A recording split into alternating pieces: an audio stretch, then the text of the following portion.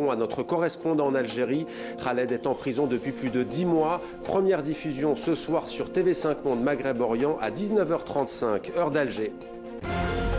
Khaled Drareni, journaliste, numéro d'écrou 22-244, c'est l'intitulé du reportage exceptionnel de 26 minutes que nous consacrons à notre correspondant en Algérie. Khaled est en prison depuis le 29 mars dernier, plus de 10 mois donc déjà derrière les barreaux.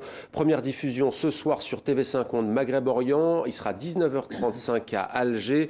Avec nous pour nous accompagner tout au long de cette page et pour vous faire découvrir en avant-première ce documentaire, Slimane Zeguidour, notre éditorialiste. Bonsoir Slimane. Bonsoir. Mais d'abord donc ce documentaire signé Guillaume Villadier de la rédaction de TV5 Monde. Il retrace en fait le travail de Khaled Drareni, journaliste devenu le symbole au fil des mois de la défense de la liberté de la presse et du droit d'informer en Algérie. On regarde un extrait de ce nouveau numéro de collection reportage diffusé donc ce soir en avant-première extrait. C'était le 11 avril 2014, j'ai interviewé M. Sellel dans le cadre de la campagne électorale. Et là, ça se passe très mal. Comment expliquez-vous, M. Sellel, que depuis 2004 et 2009, ça a toujours été la promesse, celle de donner le pouvoir aux jeunes? Comment expliquez-vous qu'en 2014, les jeunes... Pourquoi Je donne ma question. Comment expliquez-vous qu'en 2014, les jeunes ne soient toujours pas présents dans les cercles? C'est là, en fait, que ça a commencé à partir en vrille entre Abdelmalek Sellel et Khaled Drareni. Derrière les caméras et en régie, la tension commençait à monter. Ceux qui connaissaient Abdelmalek Sellel savaient qu'il commençait à s'énerver. Khaled Drareni avait posé des questions un peu gênantes sur la santé du président, etc. Vers la fin de l'émission, Khaled Drareni pose la question qui fâche. Il interpelle Abdelmalek Sellel sur l'une de ses déclarations, le Premier ministre ayant qualifié le président Bouteflika de don de Dieu. Il refuse une question, il s'énerve, il se lève et il part. Avant de partir, il me dit « Tu veux être une star? Tu vas voir ». Venant de quelqu'un qui était au pouvoir, c'était violent et c'était... La dernière fois que Khaled Drareni animait une émission sur RTV. Slimane, qu'est-ce qui vous frappe sur cette première séquence que l'on vient de voir? D'abord, le professionnalisme de Khaled. Il a ces trois qualités qui font un journaliste, c'est-à-dire le respect, la rigueur et l'irrévérence envers les puissants du jour. Il a résisté pied à pied au Premier ministre tout-puissant, il l'a payé ensuite. Mais il se trouve qu'avec toute cette rigueur, c'est le seul journaliste algérien qui a eu le cran de parler aussi directement, sans avoir froid aux yeux, au Premier ministre. Et avec ça, il se trouve encore des gens à Alger pour dire qu'il n'est pas journaliste. Ouais, et après, il interviewera aussi celui qui deviendra le président algérien. M. Abdelmadjid Tebboune, sans parler d'Emmanuel Macron. Et avec tout cela, je le répète, il y a des gens, y compris parmi les élites dirigeantes, qui disent il est tout sauf journaliste. Ce qu'on peut retenir aussi, sans doute, Slimane, dans cette séquence de ce documentaire de TV5 Monde de 26 minutes, c'est cette menace, au fond, de l'ex-premier ministre Abdelmalek Sellel. Tu veux devenir un journaliste, tu vas voir. Oui, menace mise à exécution. Oui, ça montre que cette irrévérence qui est la qualité essentielle du journalisme. L'irrévérence n'est pas l'irrespect. C'est le fait de ne pas être fasciné et intimidé par le pouvoir, qu'il soit financier, militaire ou politique.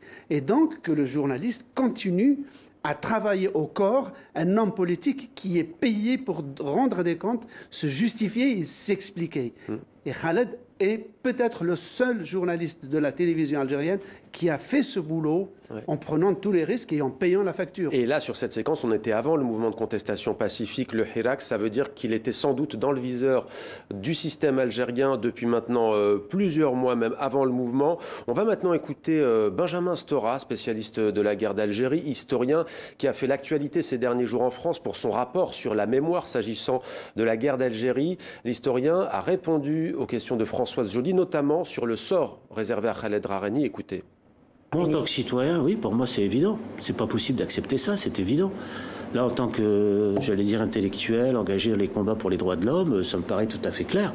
Je veux dire, ça, on ne peut pas mettre en prison des gens qui font simplement leur métier. Voilà, qu'est-ce que vous voulez que je vous dise de plus? C'est insupportable. Est-ce qu'on peut dire qu'aujourd'hui, la détention de Khaled Drareni, c'est une trahison des idéaux de la lutte d'indépendance? Tout ce qui va à l'encontre de la défense des libertés démocratiques, au pluralisme, à la question berbère, le problème de l'égalité homme-femme, vous voyez, je peux...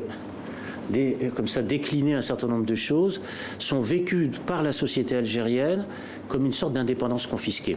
Je crois qu'il y a la formule d'un intellectuel algérien que j'avais lu cette semaine qui a dit une chose qui me semble très vraie. Nous avons gagné la guerre, mais nous avons perdu la paix. Et je pense que c'est très juste. C'est-à-dire que c'est cette paix-là, cette paix démocratique, pourrait-on dire, eh bien, il faut la conquérir.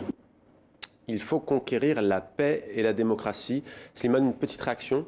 Oui, bien sûr, ça va de soi. Ça veut dire que 60 ans après l'indépendance, les Algériens courent encore derrière leur libération. Parce que l'indépendance n'est pas la libération, ni la souveraineté. Donc c'est un travail qui continue. Une petite morale de l'histoire quand même, qui montre que la répression ne paye pas, ne paye jamais. Le Premier ministre Sellal, qui avait menacé Khaled, qu'on vient de voir, oui, est en prison aujourd'hui. Il a été condamné à des années de prison pour malversation, corruption et pour un tas d'autres méfaits. Et Slimane, on va maintenant essayer de comprendre pourquoi cette affaire concernant Khaled Drareni, notre correspondant en Algérie, a-t-elle pris une telle ampleur des deux côtés de la Méditerranée et même au-delà?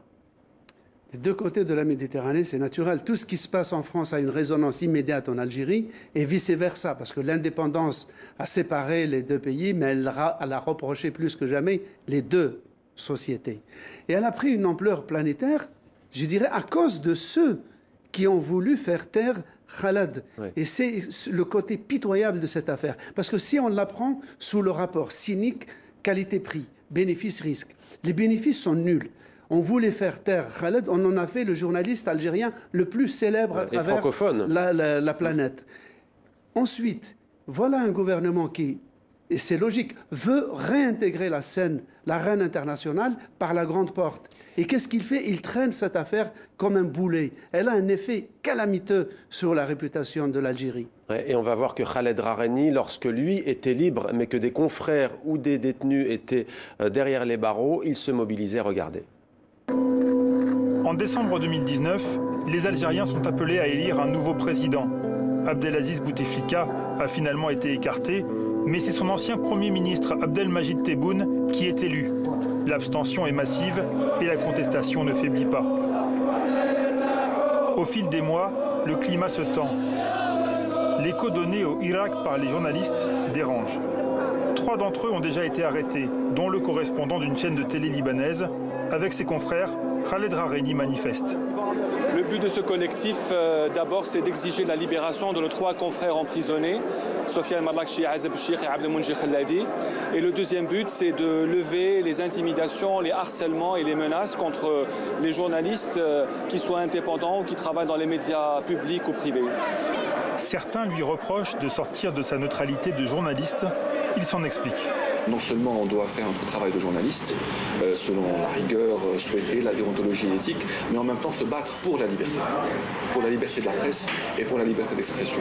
Donc au lieu d'avoir un seul combat, comme dans les grandes démocraties, on a ce double combat. Et Khaled Drareni, Slimane, bien entendu, qui est devenu, pas le seul, mais l'un des emblèmes, l'un des visages de ce mouvement de contestation, de par la couverture qu'il en a faite. Oui, il en est devenu une des figures de proue, non pas malgré la répression, mais à cause et en raison de la répression et de son emprisonnement. Et encore une fois, je reviens sur l'absurdité de cette histoire.